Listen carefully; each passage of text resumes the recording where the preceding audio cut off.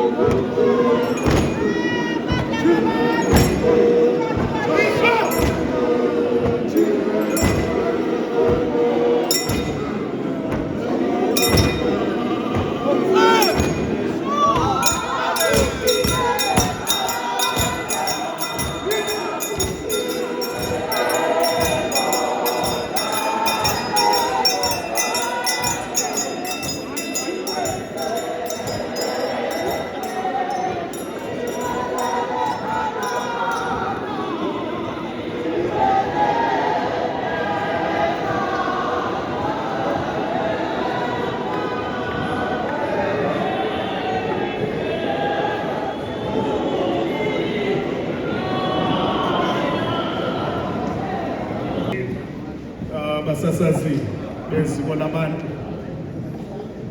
fivefold ministry elapha omama omongamelikazi otata abadodana nobama bomanyano igilda zabantu abatsha umzimba kaKristu wonke odibene kule ndawo kusasa nje mandinibulise le Nkosi igama uKristu olwele ecaweni. Ndinikwe umsebenzi omncinci endike ndiwubukele xa ndigodukayo wokukhomba nje indlela. Nakho nto ndizoyithetha kuzokhomba nje indlela. Xa uqhuba apha ku-N1 okanye ku-N2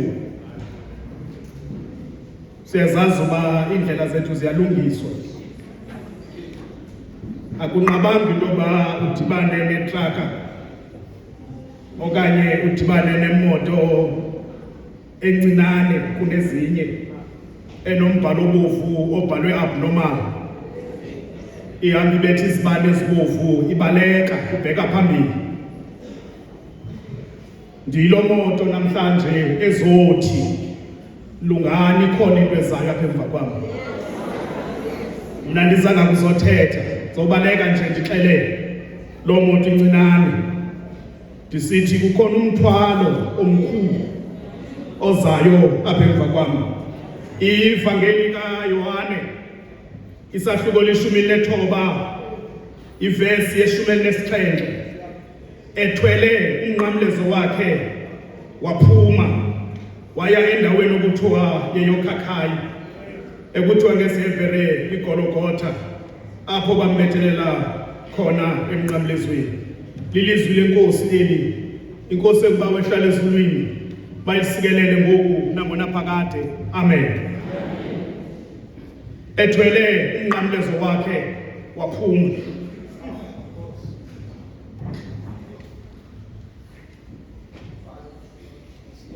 Ibiyinto eqhelekileyo rhamente yasekhaya nabaphulaphuli bezibonela FM eyoba rhoqo ngonyaka kuzodityanwa apha eJerusalem kuzokwenziwa laa nkonzo yayithethwe xa kwakuphunywa eJiphethe, kwathana kufika kwilizwe niyakulo niyigcine le nkonzo. Ibinto eqhelekileyo leyo, ibingeyonto intsha kwesi sixeko saseJerusalem oba kumane kunyukwa kusiziwe ePasikeni. Bekuthi ke xa kusiziwe ePasikeni kuba amaJuda ebephantsi kogonyamelo lamaRoma ngesandla sikakumkani uKesare, kodwa ngendalo kaPilato. UPilato eze azoba lapha eJerusalem kwi-vacation engazanga Pasikeni yena ezokhatha i-interest zamaRoma. Eyesibini ibisenzeka beku-reinforcwa i-security xa irhuluneli ilapha. All the levels zomkhosi wamaRoma beziba khona apha eJerusalem ngoba inkulu baphathiswa kakumkani uKesare ilapha uPilato. Ibinto eqhelekileyo leyo.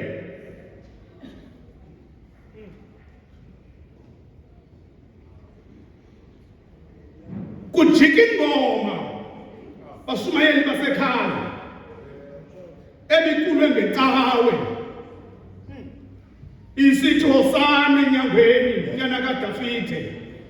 NgoLwesine ebusuku yajika ingoma yathi mbethelele emnqamlezweni. Botata nanibonga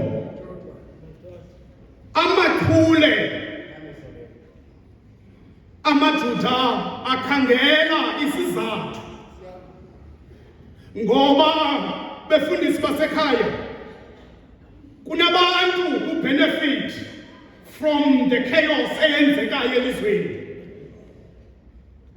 As we cry for social justice, kunabantu who are benefiting with chaos of the social injustice. Adibana namadoda abhunga athi le ndoda ine-potential yokusikuthela isonka sethu.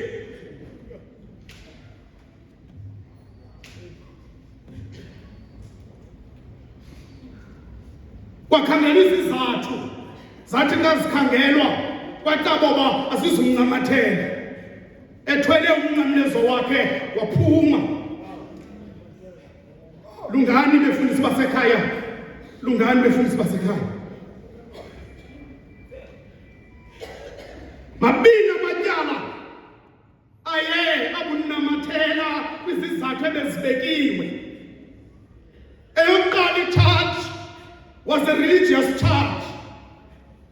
Athi amaJuda uthe lo ungunyana kaThixo. Incwadi ke zizawuthi he was charged with blasphemy kuba wayethe ungunyana kaThixo. Inkundla yeSanhedrin yaqokolela ngoba ubethe ungunyana kaThixo. The religious court yahlala supporting the injustice. Kwathi ngoba amaJuda ebephansi kogonyamelo engenalo igunya lokugweba umuntu, kwafuneka into yoba makathathe uYesu asiwe phambi koPilato. Between inkundla yeSanhedrin neGabata latshintsha ityala. Rhameneni wena kaThixo latshintsha ityala.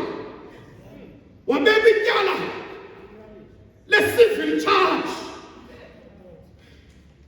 Bathi uthe lo ungukumkani, thina sazuKhesare thina.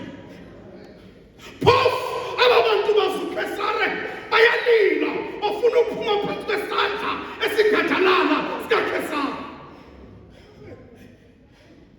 Xa kufika eRoma kwiSanhedrin kuGabata latshintsha ityala yaluphuka kombuso. It is in triumph. Wathakana nibona.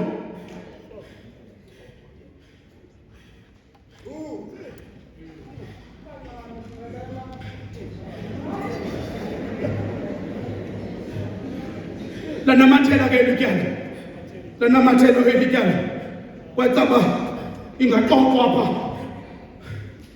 kule ndlu yaseRoma ngoba kaloku kukhona ukumkani ohlele esitulweni benithe kaloku bashumayele uPilato uzokhatha i-interest zamaRoma apha.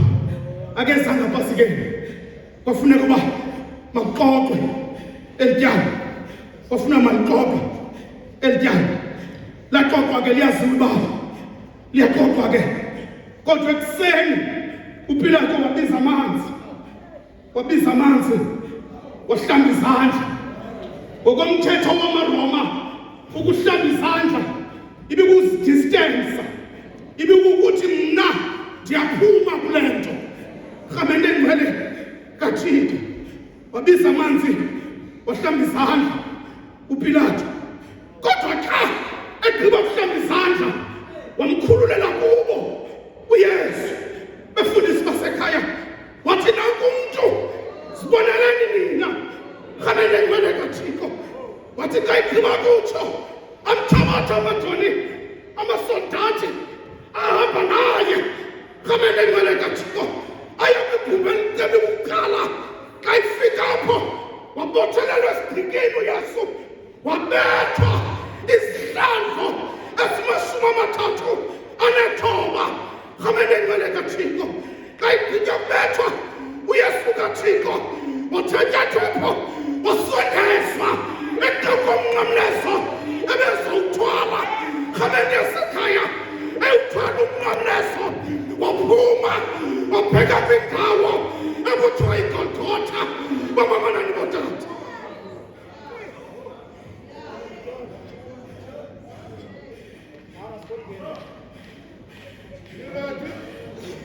uthi uMateyu apha, uthi uMateyu befundisi basekhaya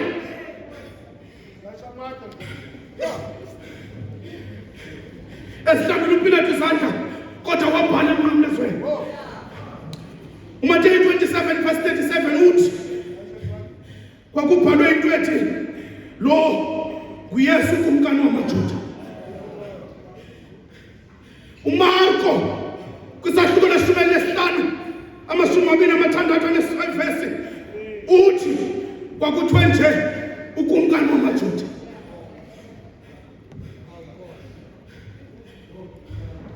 uGqirha uLuka ku-chapter 23 uthi kwakuthiwe this is the King of Jews. Kodwa uYohane kwisahluko lesi-19 uthi kwakuthiwe Jesus of Nazareth, the King of Jews. uYesu waseNazaretha ukumkani wamaJuda. uYohane noMarko noYohane noLuka bavumelana ngento ethi befundisi basekhaya. Lo mbhalo ubhalwe ngesiHebhere, ubhalwe ngesiLatini, ubhalwe ngesiGriki. Wawuthabatha kuYesu umnqamlezo wawubeka emagxeni, wazithwalela umnqamlezo wakhe rhameni yasekhaya. Kwaphekwa egeyithini, kwaphekwa egeyithini kwabamana nomude. Kodwa bashumayeli, allow me xa siphuma, I want to submit izinto nje ezintathu endizi-observileyo xa bendijonga uYohane. Sihambeni sibhekene entabeni, sihambeni sibhekene entabeni. Allow me befundisi, I want us to submit a short argument nge-subtitles ezintathu. Sihambeni sibhekene entabeni. NgokwuYohane, xa isithi uYohane ethwele umnqamlezo wakhe baphuma naye, ndifumanise into ethi kuYesu this was a voluntary journey. Wayenganyanzeliswanga uYesu, wayezivolontiya ngokwakhe ukuthwala umnqamlezo. Rhameni engcwele kaThixo ebonakalisa intoba his part kunjalo nje an active commitment kwicebo likaThixo. Rhameni engcwele kaThixo eyokuqala ndifuna siyithathe olu hambo kuYesu wayezivolontiya ngokwakhe. uYesu wayephumela le nto kakade kowabo, ngokuba wathi omnye umbhali ike yavezwa le ndlela inamaqaba zegazi. Kwabuza umbuzo, ngubani lozosiyela emhlabeni? Wathi ndikho, thuma mna, ngoba kakade ubephumele le nto kuwo. I want to submit that. Xa siphuma sibheke entabeni, xa siphuma sibheke entabeni, sifuna ukusubmitha loo nto. Eyesibini endifuna ukuyisubmitha kokoYohane bazalwane, eyesibini endifuna ukuyisubmitha yeyoba apha kuzalisekwe isizibhalo, kuzalisekwe isizibhalo, kuzalisekwe isizibhalo. Kaloku iTestamente endala iyasixelela uba bonke abaprofethi bebemane besithi ebantwini bakaJuda, lindani uYesu Mesiya. Rhameni engcwele kaThixo, uYesu Mesiya. uYohane wambonayo xa ibhaptiza wathi nantsi mfana kaThixo ethwala isuse isono sehlabathi. Rhameni yasekhaya bangamana ngotata, uYohane wambonayo. Eyesibini into endifuna uba siphume nayo xa sibheka phezu kwentaba, akwenzeki into yokuthelwa nqa apha kuzaliseka isizibhalo. Rhameni yasekhaya kunjalo nje. This is our commentary. This is a God's plan for purpose of salvation. Rhameni yasekhaya uba ngabe uYesu ubengasuya emnqamlezweni, bebengazusindiswa abantu. Rhameni yasekhaya kwakunyanzelekile uba abheke emnqamlezweni, kwakunyanzelekile.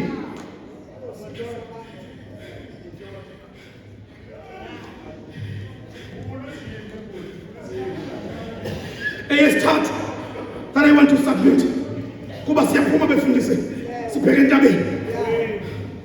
Eyesithathu ababhali bathi i-glorification moment le kaYesu batsho loo nto bathi le vesi amaJuda bebecinga uba i-humiliation le babecinge loo nto babemsemnqamlezweni kanti apha kuzalisekisa amazwi akathethwa athi njengoko uMosisi wayiphakamisayo inyoka entlango nonyana womntu umele ukuze aphakanyiswe ukuze abakhe abatsalele kuye rhamente yasekhaya ewuthweleke umnqamlezo wakhe waphuma wabheka kwindawo ekuthiwa iGolgotha rhamente yasekhaya ngeli xesha babecinga uba bayamhlaza babesalisekisa izibhalo zoba kakade inkomo yethini le ubephumelele nto kowabo rhamente yasekhaya eyesine neyokugqibela into that I want to submit kule rhamente lapha baphulaphuli besibonelo FM indaba yomnqamlezo yindawo where identities are revealed besingazumazwi yesoba kukumkani wamaJuda ubebengayanga emnqamlezweni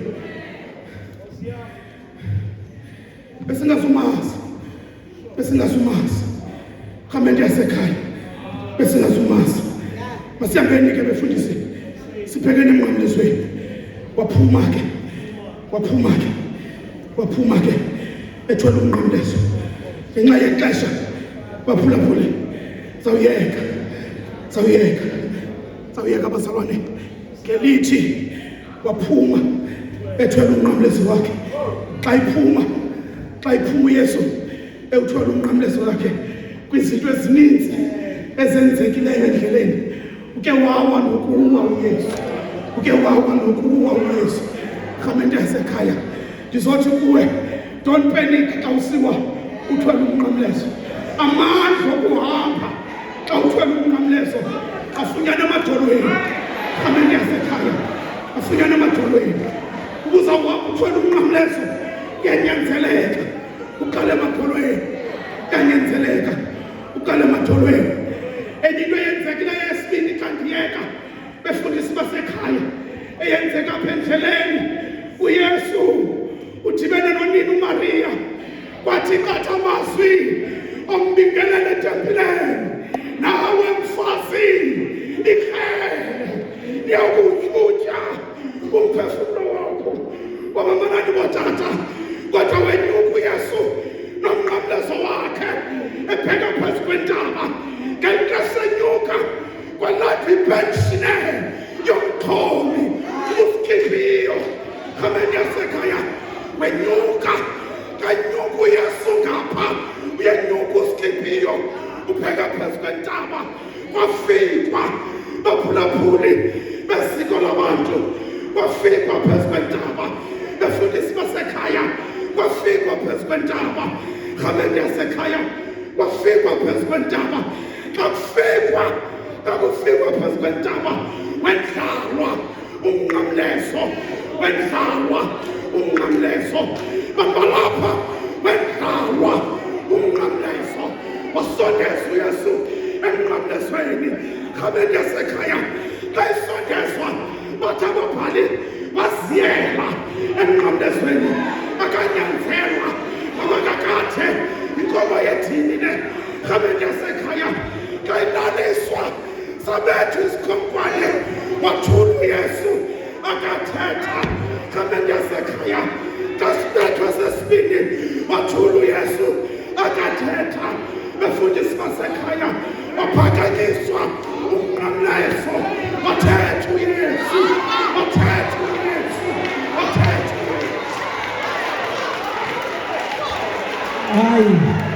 hayi bethani izandla banamona bethani izandla